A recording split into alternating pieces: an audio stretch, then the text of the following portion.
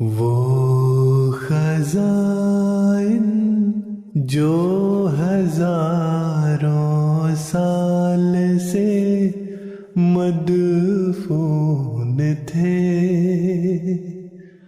اب میں دیتا ہوں اگر کوئی ملے امیدوار، کوئی ملے امیدوار۔ اعوذ باللہ من الشیطان الرجیم، بسم اللہ الرحمن الرحیم۔ ملفوظات سیدنا حضرت اقدس مسیح موعود علیہ الصلوۃ والسلام۔ عذاب سے متعلق خدا تعالیٰ کی سنت۔ ایک شخص نے عرض کی کہ حضور، میرے گاؤں سے 8 آدمیوں نے خط بھیجا ہے کہ اگر سچے ہو تو ہم پر عذاب نازل ہو جاوے۔ اس پر حضرت اقدس مسیح موعود علیہ السلام نے فرمایا، خدا تعالیٰ کے کام میں جلدی نہیں ہوتی۔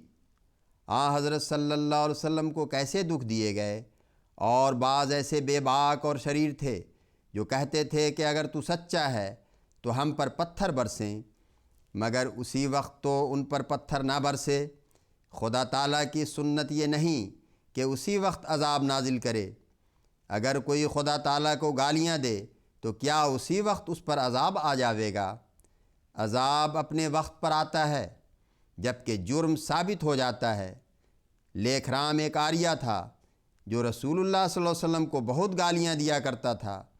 آخر خدا تعالیٰ نے اس کی شرارتوں اور شوخیوں کے بدلے اس کو سزا دی، اور وہی زبان چھری ہو کر اس کی ہلاکت کا باعث ہوئی، جس سے وہ ٹکڑے کیا گیا۔ پس خدا تعالیٰ کی یہ سنت نہیں ہے کہ وہ اسی وقت عذاب دے۔ یہ لوگ کیسے بے وقوف اور بدقسمت ہوتے ہیں، عذاب مانگتے ہیں، ہدایت نہیں مانگتے۔ پھر اسی شخص نے کہا کہ یہ بھی اعتراض کرتے ہیں کہ سید ہو کر امتی کی بیعت کرتے ہو۔ اس پر حضرت مسیح موعود علیہ السلام نے فرمایا، خدا تعالیٰ نہ محض جسم سے راضی ہوتا ہے نہ قوم سے، اس کی نظر ہمیشہ تقوی پر ہے۔ ان اکرمکم عند اللہ اتقاکم، یعنی اللہ کے نزدیک تم سے زیادہ بزرگی رکھنے والا وہی ہے جو تم میں سے زیادہ متقی ہے۔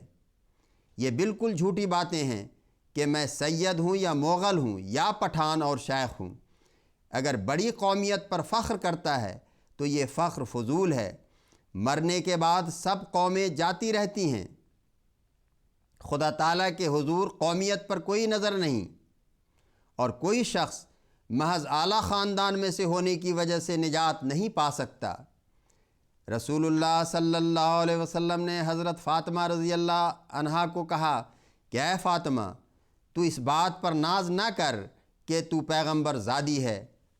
خدا کے نزدیک قومیت کا لحاظ نہیں، وہاں جو مدارج ملتے ہیں وہ تقوی کے لحاظ سے ملتے ہیں۔ یہ قومیں اور قبائل دنیا کا عرف اور انتظام ہیں، خدا تعالیٰ سے ان کا کوئی تعلق نہیں ہے۔ خدا تعالیٰ کی محبت تقوی سے پیدا ہوتی ہے، اور تقوی ہی مدارج عالیہ کا باعث ہوتا ہے۔ اگر کوئی سید ہو اور وہ عیسائی ہو کر رسول اللہ صلی اللہ علیہ وسلم کو گالیاں دے اور خدا تعالیٰ کے احکام کی بے حرمتی کرے، کیا کوئی کہہ سکتا ہے کہ اللہ تعالیٰ اس کو آل رسول ہونے کی وجہ سے نجات دے گا اور وہ بہشت میں داخل ہو جاوے گا؟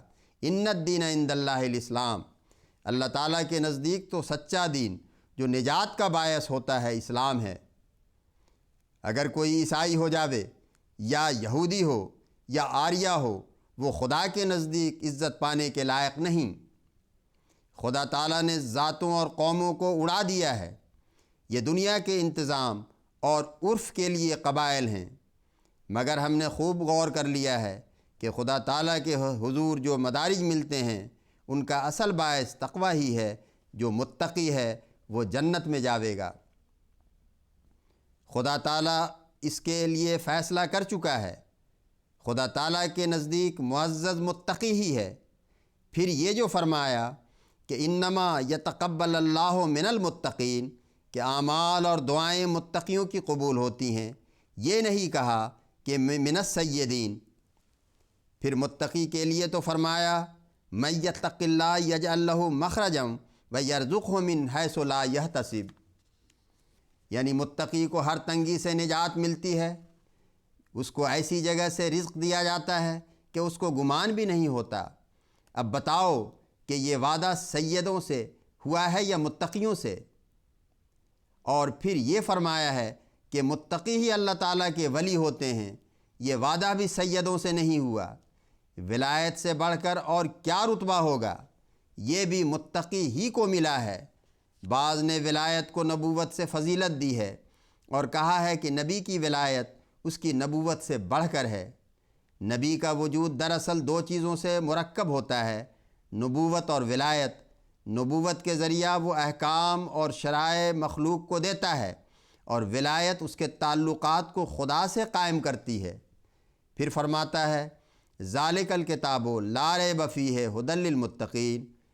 ھدی للسیدین نہیں کہا، غرض خدا تعالیٰ تقوی چاہتا ہے۔ ہاں، سید زیادہ محتاج ہیں کہ وہ اس طرف آئیں، کیونکہ وہ متقی کی اولاد ہیں۔ اس لیے ان کا فرض ہے کہ وہ سب سے پہلے آئیں، نہ یہ کہ خدا تعالیٰ سے لڑیں کہ یہ سادات کا حق تھا۔ وہ جسے چاہتا ہے دیتا ہے۔ ذالک فضل اللہ یؤتیہ من یشاء واللہ ذو الفضل العظیم۔ یہ ایسی بات ہے کہ جیسے یہودی کہتے ہیں کہ بنی اسماعیل کو نبوت کیوں ملی، وہ نہیں جانتے تلک الایام نداولھا بین الناس۔ خدا تعالیٰ سے اگر کوئی مقابلہ کرتا ہے تو وہ مردود ہے۔ وہ ہر ایک سے پوچھ سکتا ہے، اس سے کوئی نہیں پوچھ سکتا۔ اللہم صلی علی محمد وآل محمد وبارک وسلم انک حمید مجید۔